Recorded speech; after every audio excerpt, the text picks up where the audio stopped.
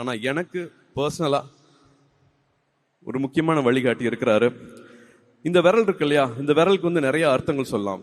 இது கேள்வி கேட்குற விரல் சொல்லலாம், குறை சொல்கிற விரல்னு சொல்லலாம், மிரட்டுற விரல்னு சொல்லலாம்.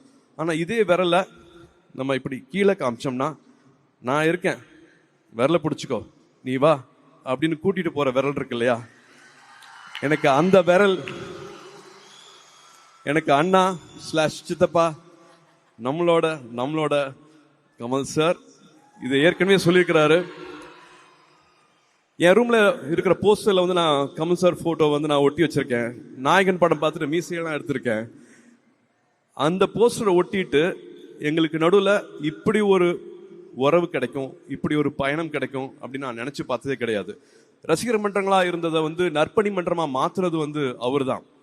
ஒரு கலையில வந்து சலங்கை ஒளி பண்ணிட்டு நாயகன் இவர் தான் பண்றாரா, தேவரமன் இவர் தான் பண்றாரா, காசுக்காக பண்ணவே இல்லை. அந்த கலைக்காக வந்து தன்னைத்தானே எவ்வளவு உயர்த்திக்கலாம், மற்றபடி மற்றவங்களை எப்படி இன்ஸ்பயர் பண்ணலாம் அப்படிங்கிறது மட்டுமே வந்து நான் அவர் அப்படிதான் பார்த்தேன். நான் வேற தொழிலா இருந்தா கூட எனக்கு அவர் தான் எனக்கு இன்ஸ்பிரேஷன் இருப்பாரு. நான் உயர்றதுக்கு, நான் வளர்றதுக்கு, நான் ஒரு இலக்கை தொடுறதுக்கு என்னைக்குமே அவர் தான் இன்ஸ்பிரேஷன் இருப்பாரு.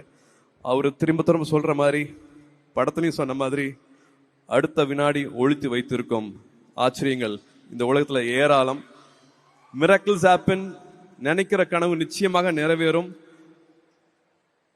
அண்ணாவை அகரம் சார்பாக மேடைக்கு அழைத்து உங்களுக்கு ஆசீர்வாதம் சொல்லணும்னு ஆசைப்படுறேன்.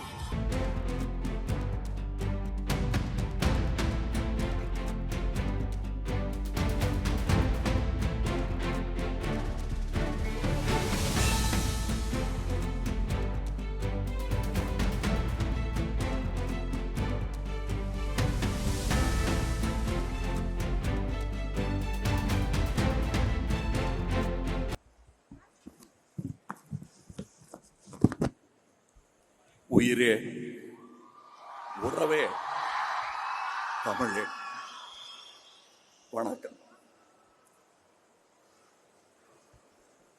எந்த மேடையிலும் நான் சொல்லுவது இதுதான். ஆனால் இந்த மேடையில் சொல்வது மிக பொருத்தமானது. கல்வியும் அன்பும் ஒருங்கே கிடைப்பதில்லை. அம்மாட்ட கிடைக்கும், அகரத்துல கிடைக்கும். அது எவ்வளவு பெரிய விஷயம். அதாவது சினிமா வானில் நட்சத்திரமாக இருப்பதற்காக கொடுக்கப்படும் கிரீடம் அதெல்லாம் வேற.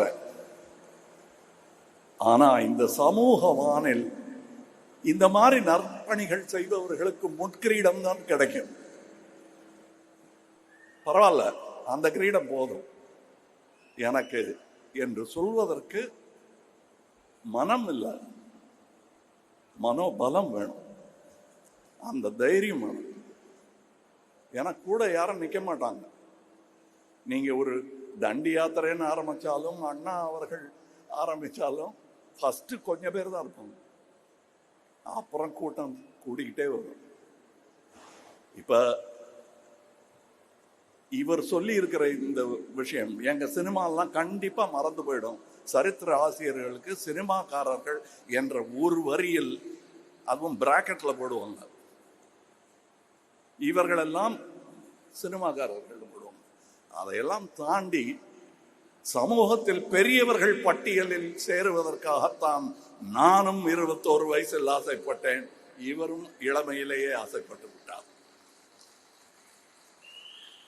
இவர் ஆச்சரியப்பட்டு இருந்தாரு, 20 வயசுலயே இவங்களுக்கு எல்லாம் தெரியுதுன்னு. அப்ப வந்தாதான் வரும், இல்லைன்னா வராது. அந்த தைரியமும் துணிச்சலும், கல்வியை நான் கற்றே தீருவேன், கற்றதை மற்றவர்கள் பெற்றுக்கொள்ள ஆவண செய்வேன் என்பதையெல்லாம் சொல்வதற்கு அது ஒரு நீட்சி, அது ஒரு நதி. இந்த மேடையில பார்த்த டாக்டரை அடுத்த வருஷம் பார்க்க முடியாது. அதுக்கு நான் சொல்றது இந்த நீண்ட நதிங்கிறதுக்காக. ஆனா இன்னொரு காரணம் இருக்கு. இந்த டாக்டர்கள் மாதிரி அடுத்த வருஷம் விழாவில் இவங்களால காட்ட முடியுமாங்கிறதுல ஒரு சின்ன சந்தேகம் இருக்கு. ஏன்னா 2017க்கு பிறகு இவர்களால் இந்த முயற்சியை தொடர முடியவில்லை. இப்ப புரியுதா ஏன் நீட் வேண்டாங்கிறேன். 17 இந்த வாய்ப்பை 13 தான் மொத்தம் நம்பர்னே வச்சுப்போம், 20 தான் வச்சுப்போம். 2017 ஆண்டு முதல் இன்றைய தேதி வரை இந்த மாதிரி அத்தனை பிள்ளைகளுக்கு கல்வி கிடைக்காமல் செய்து விட்டது இந்த சட்டம். அகரம் நினைச்சா ஒண்ணும் விட முடியாது. அந்த சட்டத்தை மாற்றி எழுதக்கூடிய பலத்தை தருவது கல்விதான். அந்த கல்வி இந்த போரில் ஆயுதமின்றி நாட்டையே செதுக்க வல்லது. இது சர்வாதிகார சங்கிலிகளை, சனாதன சங்கிலிகளை எல்லாம் நொறுக்கி தள்ளக்கூடிய ஒரே ஆயுதம் இதுதான். இதை தவிர வேற எதையும் கையில் எடுக்காதீங்க. அதுல வெல்ல முடியாது. ஏன்னா பெரும்பான்மை தோக்கடிச்சிருவோம் உங்களை. பெரும்பான்மை மூடர்கள் தோற்கடிச்சிருவாங்க. அறிவு தோத்து போயிடும். இதை தாங்கி பிடிக்கணும். அதுல என்ன எனக்கு பெருமையா இருந்ததுன்னா, இவர் பேரையே சொல்லிட்டு இருக்க மாட்டாங்க. அடுத்த தலைமுறையில இதை நடத்தி கொண்டிருக்கிறவரின் பெயர் தான் ஞாபகம் இருக்கும் இல்லையா? எப்பவாவது அவங்க நினைவுபடுத்தும் போதுதான் இவர் பேர் ஞாபகம் வரும். அப்படி சமுதாயத்துடன் கரைந்து போவதுதான் தலைமை. நின்று ஆண்டு கொண்டிருப்பது தலைமை அல்ல. எனக்கு அது புரிய 70 வயசு ஆயிடுச்சு. இப்ப நான் சொல்றேன், தம்பி, இவர் செய்திருக்கும் இந்த பணியை நான் நேத்தி முதலமைச்சரோட பேசிட்டு இருந்தேன். அப்ப நான் சொன்னேன், இந்த என்ஜிஓக்கள் நீங்க பெருசா ஆதரிக்கணுங்க. அவங்க வேற எதுவும் கேட்கல, பண உதவி கேட்கல, அனுமதி கேட்கறாங்க. அதுல நமக்கு என்ன வலிக்க போகுது? ஐயா கொடுத்துருக்கையா? இல்ல பண்ணிட்டு இருக்கோம்னாரு. அந்த பெருமையோட நீங்க வருகிறேன். நாங்க பண்ணத்தான் போறோம், பண்ணிக்கிட்டு இருக்கோம் அப்படின்னாரு. அதில் நானும் பங்கு கொண்டு இருக்கிறேன். ஏனென்றால் இதே திட்டம் இவரை பார்த்து தான் ஐடியா வந்ததுன்னா அது தப்பு இல்லை. அரசுக்கு ஒன்றும் அவமானம் கிடையாது. ஏனென்றால் நல்லது எதிரிகிட்ட இருந்தாலும் கேட்கலாம். இது நம்ம பிள்ளை, இங்க இருந்து எடுக்காம வேற எங்க இருந்து எடுப்பாங்க? ஆக அரசு ஒரு பெரிய திட்டத்தை அறிவித்திருக்கிறது. இதே மாதிரி அதுல எனக்கும் பங்கு உண்டு, உங்களுக்கும் பங்கு உண்டு, எல்லாருக்கும் பங்கு உண்டு. இதுதான் சொன்னேன். இது கல்வி சம்பந்தப்பட்டது மட்டும். இங்க நான் பேசுன நீட்டு கூட அரசியல் அல்ல, கல்வி சம்பந்தப்பட்டதுதான். ஏன்னா இந்த விழால அரசியல் பேசக்கூடாது. அது நாளைக்கு போற இடத்துல பேச வேண்டியது. இங்க ரொம்ப நேரம் இருக்க முடியலையேன்னு சார் பேசிட்டு இருக்கும்போது சொன்னாரு. நான் வழக்கமாக விழாக்கள்ல எல்லாரும் பேரையும் சொல்லுவாங்க. இதுல யார தனியா பிரிக்கிறது? அகரம்னா நீங்க தான், எல்லாருமே, நான் உள்பட. இத சொல்லிட்டேன் இல்லையா? இனி இந்த கமலஹாசன் நற்பணி இயக்கம், மன்றம் நற்பணி இயக்கமாக மாறியதெல்லாம் சொல்லிட்டு இருந்தாரு. அது நாங்க செஞ்ச, நான் ஒரு கவிதை எழுதினேன், அவர் ஒரு கவிதை எழுதினார். ஆனால் உண்மையான ஒரு ரகசிய கவிதை ஒன்று இருக்கிறது. அதை பார்த்து தான் நாங்க காப்பி அடிச்சோம். அதற்கு பொழிப்புரை சொல்ல வேண்டும். ஒரே வார்த்தையில சொல்லிடலாம். சிவகுமாரன்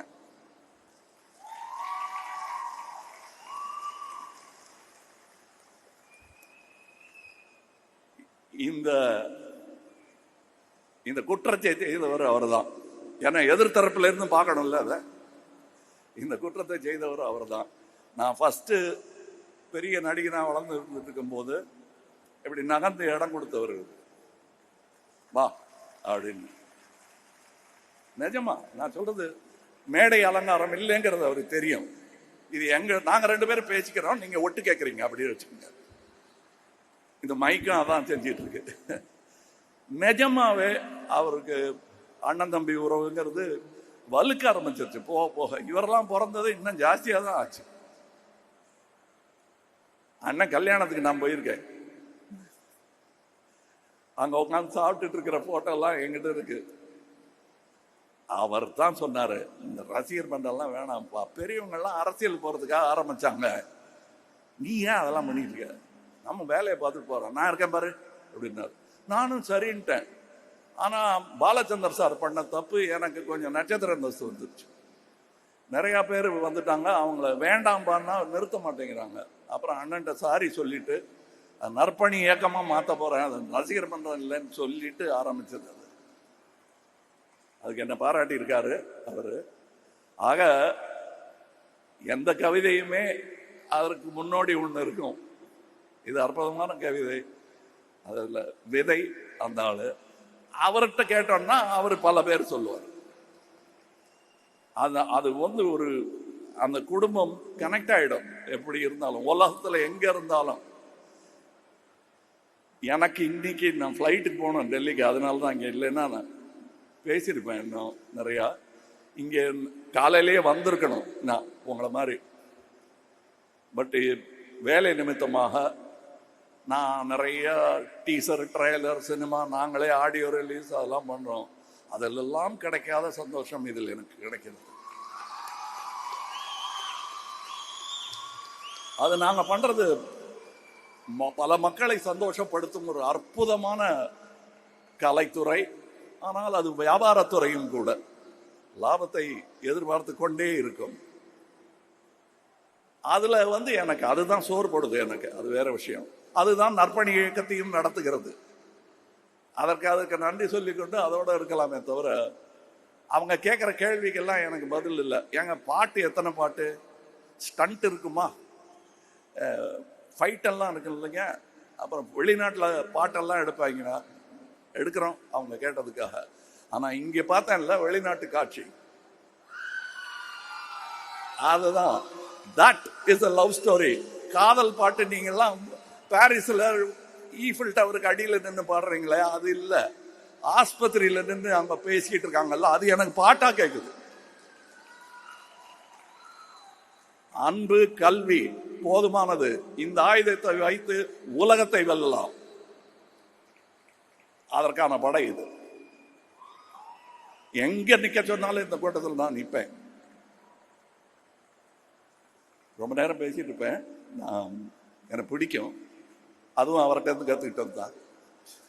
நாங்க 2 பேரும் பேச ஆரம்பிச்சோம்னா யாராவது நிறுத்தி இந்த பக்கம் இடுப்புல சண்டை பிரிக்கிற மாதிரி தான் பிரிக்கணும். எங்க 2 பேரும் போதுங்க, அவர் வீட்டுக்கு போகணும், நீங்களும் வீட்டுக்கு போகணும்.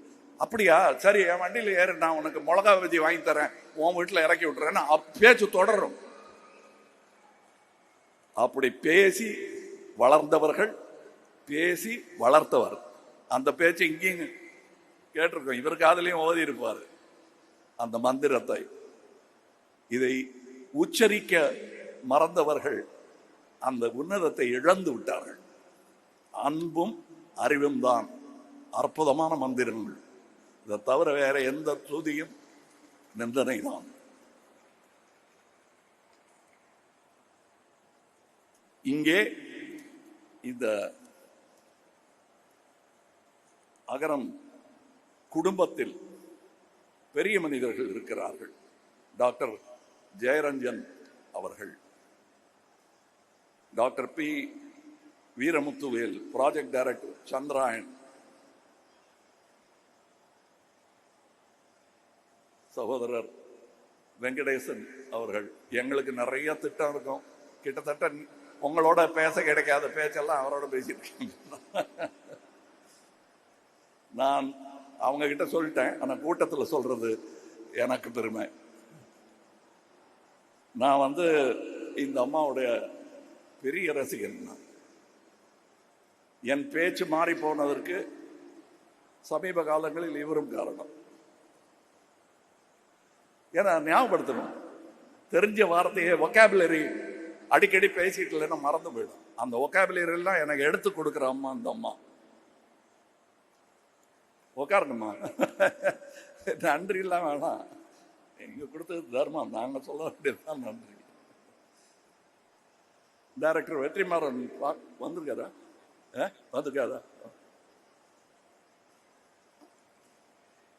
மற்றபடி தான் சொல்லிட்டேன். என் குடும்பம் இங்க இருக்கு.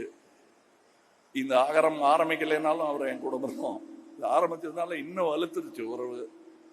சிவகுமார் அவர்கள் என்னை எப்படி கூப்பிடுறதுன்னு சொன்னாரு, கேட்டாரு. அண்ணன் கூப்பிடுறதா சித்தப்பான்னு கூப்பிடுறதா, எனக்கு இப்பப்பா நான் கமல் நற்பணி இயக்கத்தின் பார்வையிலிருந்து பார்க்குறேன், இவரை இனிமே தம்பின்னு கூப்பிடுறதா இல்லை அண்ணன் கூப்பிடுறதா? என்ன வேண்டுமா கூப்பிட்டுக்குங்க, அன்பா கூப்பிடுங்க, உறவு தொடரட்டும், அவ்வளோதான் நான் சொல்வேன். அதுக்கப்புறம் இங்கே அவங்கெல்லாம் சொல்லி ஆகணும். அதாவது சகோதரருங்கிறதுக்காக வரல, ஏன்னா இதுவே குடும்பம் தான். கார்த்தி அவர்கள், அவர் இங்கே மாத்திரம் இல்லை, எல்லா இடத்துலையும் அவர் சேவகர். எங்கள் நடிகர் சங்கத்துக்கும் அவரை தான் நாங்கள் நேர்ந்து விட்டுட்டோம்.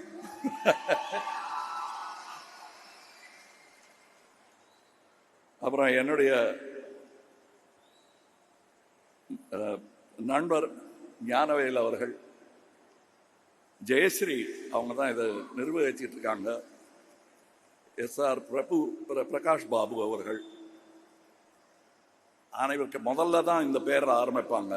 ஆனால் வந்த உணர்ச்சி பிரவாகத்தில் மேட்ரை சொல்லிடுவாங்க, அப்புறம் பேரெல்லாம் படிக்கலன்னா நான் அப்புறம் வந்துட்டேன். நான் ஓரளவுக்கு நல்லா நடிப்பேன்.